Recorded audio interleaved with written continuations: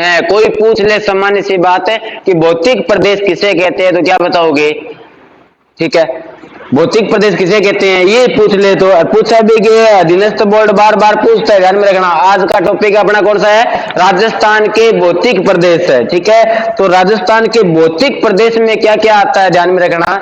यानी स्थल पर, किस पर है? स्थल पर या स्थल मंडल पर, स्थल मंडल पर या स्थल पर उच्चावचों का अध्ययन, उच्चावचों का अध्ययन क्या कहलाता है? भौतिक कहलाता है। भौतिक की बात करते हैं सबसे पहले कि भौतिक किसे कहते हैं? स्थल पर उच्चावचों का अध्ययन क्या कहलाता है? भौतिक। अब उच्चावचों में क्या क्या आता है?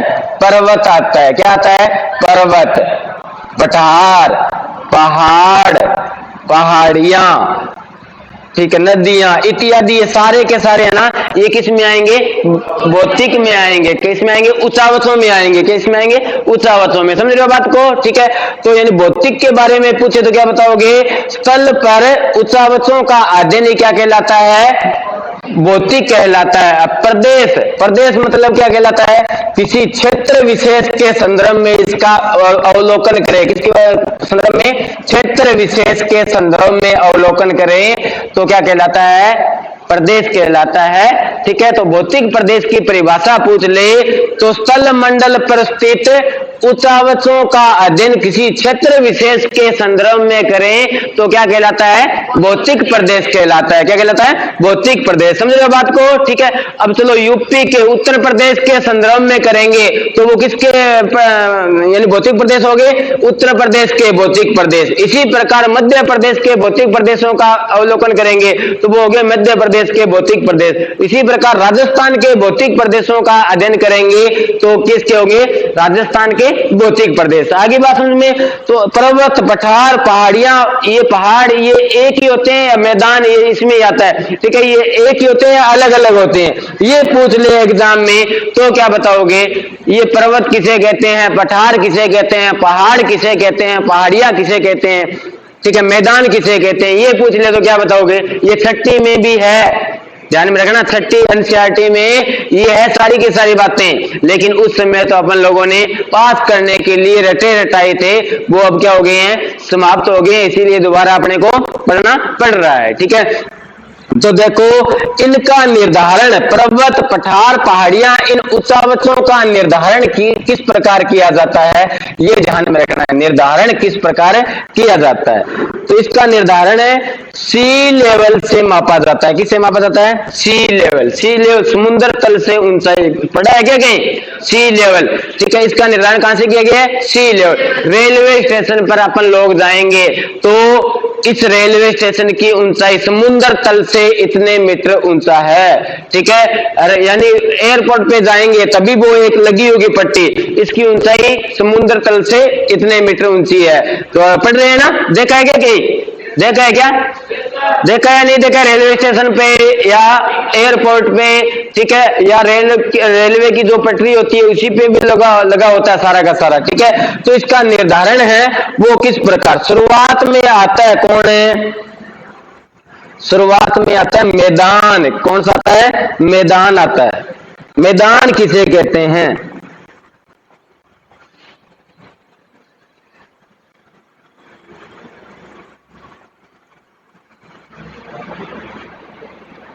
जिनकी ऊंचाई समुद्र तल से कितनी हो? 300 मीटर हो। जिनकी ऊंचाई समुद्र तल से कितनी हो?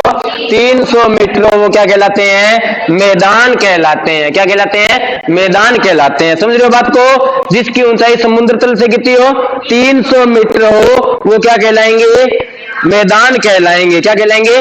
मैदान कहलाएंगे। ठीक है, और मैदान के बाद में जिनकी ऊंचाई 300 से लेके 600 मीटर तक हो, कितने मीटर हो? 600 मीटर हो। जिनकी ऊंचाई 300 से लेके 600 मीटर हो, वो क्या कहलाएंगे? क्या कहलाएंगे? वो पठार कहलाएंगे। क्या कहलाएंगे? पठार। पठार ऊपर से, ध्यान में रखना, सपाट होते हैं। सपाट होते हैं मतलब है यानी ऊपर से क्या होते हैं? सीधे सपाट होते हैं। जिनकी ऊंचाई समुद्र तल से यानी कितनी हो, 600 मीटर से ऊपर हो, वो क्या कहलाएंगे, पठार कहलाएंगे। क्या कहलाएंगे, पठार। जिनकी ऊंचाई समुद्र तल से 300 मीटर ऊपर हो, वो 300 मीटर तक हो, वो क्या कहलाएंगे, 300 से 600 मीटर के मध्य हो, क्या कहलाएंगे। समझ रहे बात को सारी की, ठीक है। उसके बाद में आता है कौन है, पहाड़ियां। कौन आती है, पहाड़ियां। जिनकी ऊंचाई, ये है पहाड़ियां, ध्यान में रखना, पहाड़ियां पहले आएगी, पहाड़ बाद में आएगा। पहाड़ियां जिनकी ऊंचाई कितनी होती है, जिनकी ऊंचाई 1800 मीटर हो, वो क्या कहलाती है, पहाड़ियां कहलाती है। जिनकी ऊंचाई 600 से लेके 1800 मीटर हो, वो क्या कहलाएगी, पहाड़ियां कहलाएगी। क्या कहलाएगी, पहाड़ियां कहलाएगी, ठीक है। उसके बाद में आता है, ध्यान में रखना, कौन है, पहाड़ आता है। कौन आता है, पहाड़। जिनकी ऊंचाई 1800 से लेके 2700 मीटर हो, कितनी हो, 2700 मीटर हो, वो क्या कहलाएगा, वो क्या कहलाएगा, पहाड़ कहलाएगा। वो क्या कहलाएगा, पहाड़, ठीक है। पहाड़ ऊपर से किसके आकार का होता है, शंकु के आकार का, ठीक है। ये सपाट होता है, ध्यान में रखना, क्या होता है, सपाट, ठीक है। उसके बाद में जिनकी ऊंचाई 2700 मीटर से ऊपर हो, जिनकी ऊंचाई 2700 मीटर तक हो, वो क्या कहलाएंगे, पहाड़। और 2700 से अब यानी ऊपर हो, वो क्या कहलाएगा, पर्वत कहलाएगा। क्या कहलाएगा, पर्वत कहलाएगा। तो सबसे ऊंचा क्या होता है, सबसे नीचा क्या होता है, जिनकी ऊंचाई, अब एग्जामिनर क्वेश्चन पूछेगा, जिनकी ऊंचाई 270 मीटर है, वो क्या कहलाएगा, क्या कहलाएगा। जिनकी ऊंचाई 570 मीटर है, वो क्या कहलाएगा, क्या कहलाएगा। समझ रहे हो बात को। जिनकी ऊंचाई मान लो 2900 मीटर है, वो किसमें आता है, पर्वत में आता है। किसमें आता है, पर्वत में आता है। सबसे ऊपर क्या होता है, पर्वत है, ठीक है। अब एग्जामिनर क्वेश्चन क्या पूछता है, पठार पर्वत की तुलना में लेंगे, ध्यान में रखना। ऐसे क्वेश्चन डीपली एग्जामों में आते हैं, बड़े एग्जामों में आते हैं। अधीनस्थ बोर्ड ऐसे पूछता ही है, पठार पर्वत की तुलना में अधिक ऊंचा है, सही है या गलत है। पठार पर्वत की तुलना में अधिक ऊंचा है, गलत है। अधिक क्या है, नीचा है। पठार मैदान की तुलना में अधिक ऊंचा है, सही है या गलत है। समझ रहे हो ना बात को, अरे समझ रहे हो या नहीं समझ रहे, आगे बात समझ में। तो भौतिक प्रदेश किसे कहते हैं, बोलो, भौतिक प्रदेश किसे कहते हैं, स्थल मंडल पर स्थित उच्चावचों का अध्ययन किसी क्षेत्र विशेष के संदर्भ में करें तो उसको क्या कहलाता है, भौतिक प्रदेश कहलाता है। क्या कहलाता है, भौतिक प्रदेश कहलाता है। समझ रहे हो बात को, ठीक है। उच्चावचों में क्या आएगा, पर्वत आएगा, मैदान आएगा, पहाड़ियां आएगी, पठार आएगा, ठीक है, और मैदान आएगा। सारा का सारा ये सिस्टमेटिक ढंग इसमें समाहित है, ध्यान में रखना, ठीक है। तो मैदान, पठार, पहाड़ियां, पहाड़, पर्वत, ठीक है। पहाड़ पहाड़ियों की तुलना में अधिक नीचे होते हैं, सही है गलत है, गलत है, क्या है, गलत है। समझ रहे हो बात को, ठीक है, शाबाश। उसके बाद में आता है, ध्यान में रखना, अब बात करेंगे अपने राजस्थान के भौतिक प्रदेशों की बात करने वाले हैं। किसकी बात करने वाले हैं, राजस्थान के भौतिक प्रदेशों की हम लोग बात करेंगे। ये लिख रहे हो क्या, सारा का सारा लिख रहे हो क्या, लिख लो ये पहले सारा। राजस्थान भौतिक प्रदेश लिखो, राजस्थान के भौतिक प्रदेश या भौतिक प्रदेश। स्थल मंडल पर स्थित, स्थल मंडल पर स्थित उच्चावचों का अध्ययन, रुक रही हूं तो किन्ने जाऊं। स्थल मंडल पर स्थित उच्चावचों का अध्ययन किसी क्षेत्र विशेष के संदर्भ में, किसी क्षेत्र विशेष के संदर्भ में करें, क्षेत्र विशेष के संदर्भ में करें, इन्हें भौतिक प्रदेश कहा जाता है। क्या कहलाता है, भौतिक प्रदेश, इन्हें भौतिक प्रदेश कहा जाता है। समझ रहे हो बात को? ठीक है। अब उच्चावचों में क्या क्या आएगा ये लिख लो सारा का सारा। उच्चावचों में मैदान, मैदान की ऊंचाई कितनी होती है, पठार की कितनी होती है, पहाड़ की कितनी होती है, पहाड़ियों की कितनी होती है।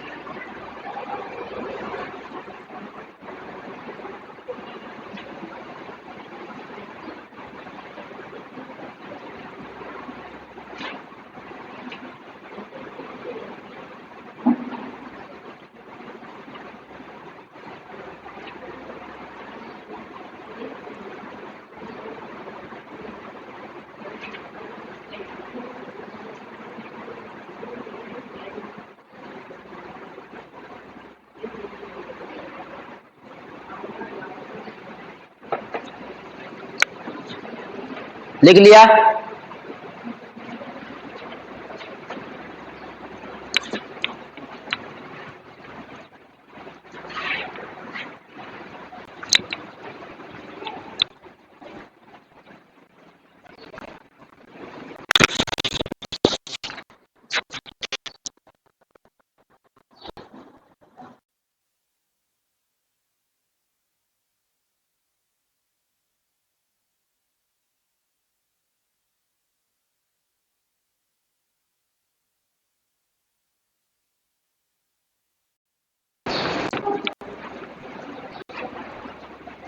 लिख लिया सभी ने?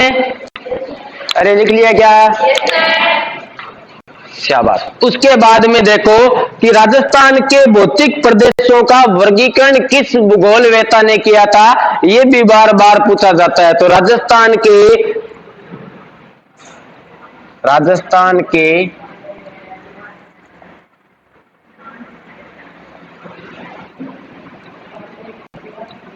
भौतिक प्रदेशों का वर्गीकरण, भौतिक प्रदेशों का वर्गीकरण किसने किया था? सबसे पहले बंद कर दो कॉपी किताबें बोल्ड की और देखो, बाद में नोट्स बना लेना। सबसे पहले भौतिक प्रदेशों का वर्गीकरण बीसी मिश्रा ने किया था। किसने किया था? बीसी मिश्रा ने किया था भौतिक प्रदेशों का वर्गीकरण। कब किया था? 1967-68 में किया था। ये क्वेश्चन आया था कि राजस्थान के भौतिक प्रदेशों का वर्गीकरण सबसे पहले किस भूगोलवेत्ता ने किया था? तो किसको बताओगे? बीसी मिश्रा ने। और बीसी मिश्रा ने राजस्थान को कितने प्रदेशों में बांटा? 7 प्रदेशों में बांटा था। कितने प्रदेशों में? 7 प्रदेशों में बांटा था। वो अपन बात करने वाले हैं 7 कौन कौन से वो प्रदेश थे। ठीक है,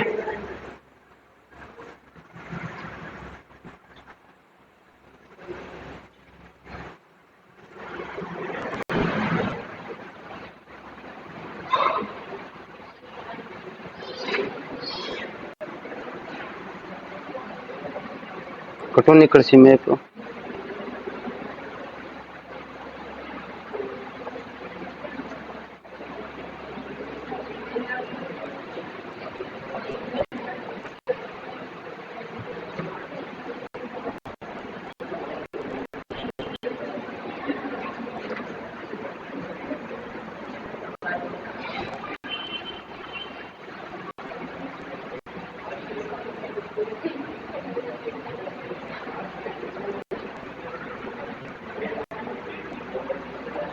अब देखो 7 प्रदेशों में शुरुआत में अपन लोग पढ़ रहे हैं, इसमें टिक तो होगा नहीं, नहीं होगा ना? बता दे। तो ये है नहरी क्षेत्र है। कौन सा है? नहरी क्षेत्र है। ठीक है, पहला ये है कौन सा? मरुस्थलीय क्षेत्र बोलते हैं इसको। ये सारा का सारा है ना, ये कौन सा है? मरुस्थलीय क्षेत्र। ये है अर्ध शुष्क प्रदेश है। ये कौन सा है बीच में? अर्ध शुष्क प्रदेश है, ध्यान में रखना, ये सारा का सारा। ठीक है, उसके बाद में ये कौन सा है? अरावली प्रदेश है। कौन सा है? अरावली प्रदेश है। ठीक है, ये है पूर्वी कृषि औद्योगिक प्रदेश है। ये कौन सा है? पूर्वी कृषि औद्योगिक प्रदेश है। उसके बाद में ये आता है दक्षिणी पूर्वी पठारी प्रदेश। कौन सा है? दक्षिणी पूर्वी पठारी प्रदेश। ठीक है, तो ये 6 हुए नहरी क्षेत्रीय नहरी प्रदेश, पश्चिमी प्रदेश 2, ये कौन सा अर्ध शुष्क प्रदेश 3, अरावली प्रदेश 4 और पूर्वी कृषि औद्योगिक क्षेत्र 5 और दक्षिणी पूर्वी पठारी प्रदेश 6 हुए। अब हम लोगों ने वीसी मिश्रा ने कितने भागों में बांटा था 7। तो ध्यान में रखना ये सारा का सारा क्षेत्र है ना, ये इधर वाला जोधपुर के और अजमेर की भी सीमा लगती है, इसके आसपास वाला क्षेत्र है वो क्या कहलाता है लुन्नी प्रदेश कहलाता है। क्या कहलाता है लुन्नी प्रदेश कहलाता है। तो बता दोगे सारी की सारी बातें, बता दोगे कितने भागों में बांटा था 7 भागों में। 7 भाग कौन कौन से हैं लिखूं क्या पहले, ठीक है 7 भाग कौन कौन से हैं। पहला तो है नहरी क्षेत्र, नहरी क्षेत्र या नहरी उत्तरी नहरी क्षेत्र या प्रदेश एक ही बात है, ठीक है। दूसरा कौन सा है मरुस्थलीय, मरुस्थल प्रदेश, ठीक है। तीसरा कौन सा है अर्ध शुष्क प्रदेश, कौन सा है अर्ध शुष्क प्रदेश। चौथा कौन सा है अरावली प्रदेश, कौन सा है अरावली प्रदेश। पांचवा कौन सा है लूनी प्रदेश, कौन सा है लूनी प्रदेश। और छठा कौन सा है पूर्वी कृषि औद्योगिक प्रदेश।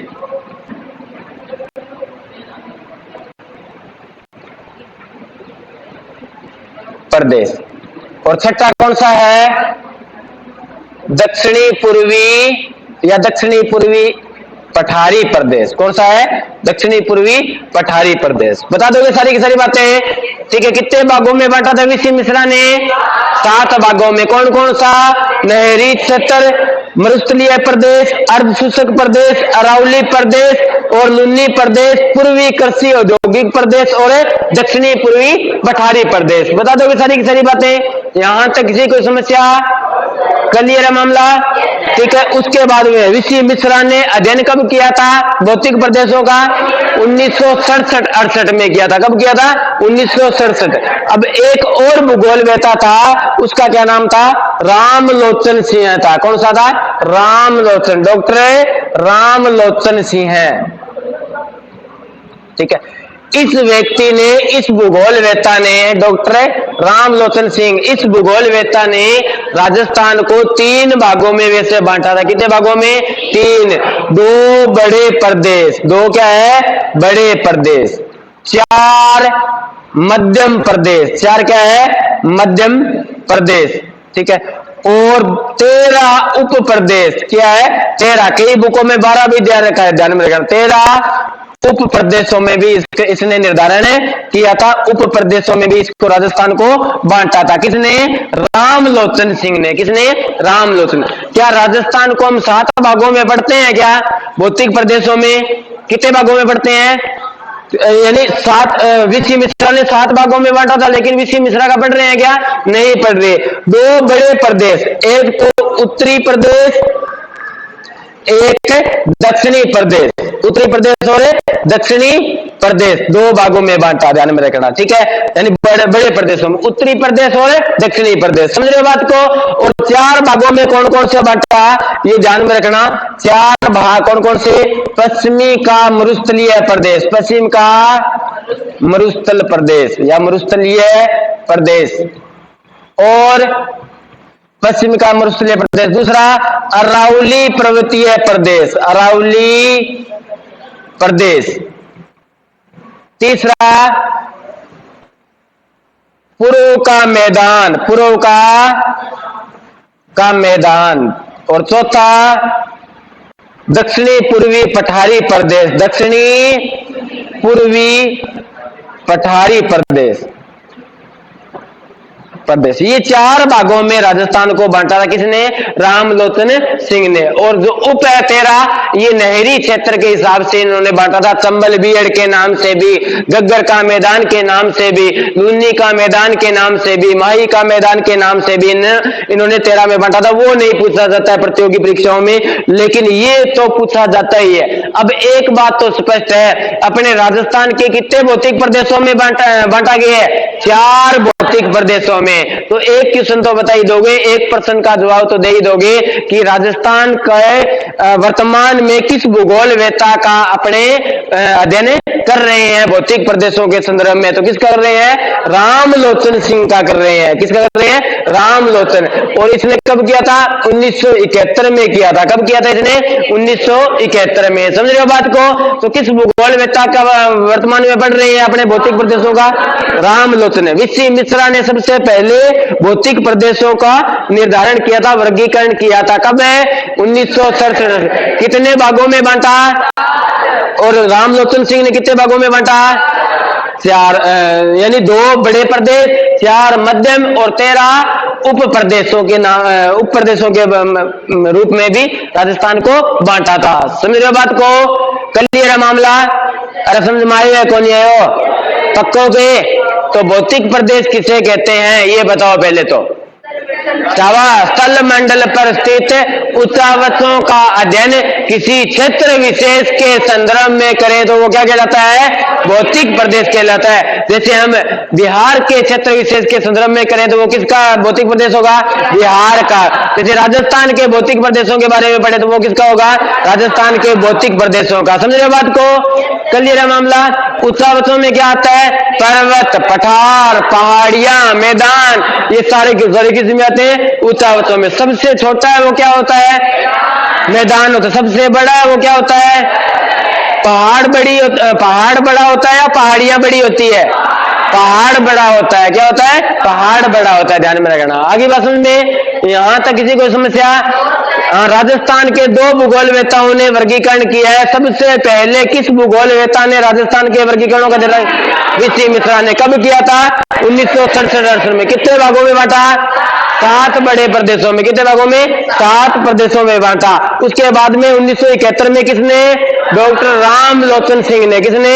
रामलोचन सिंह ने। कितने प्रदेशों में? 2 बड़े प्रदेश, 4 मध्यम, 13 उप प्रदेश।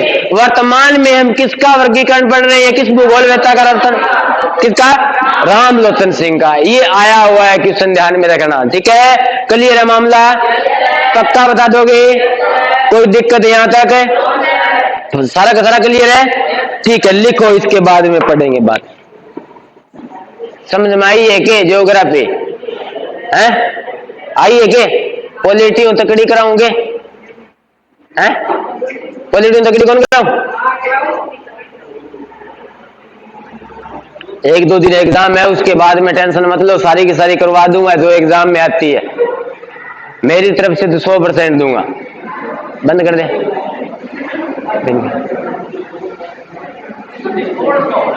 बंद कर दे।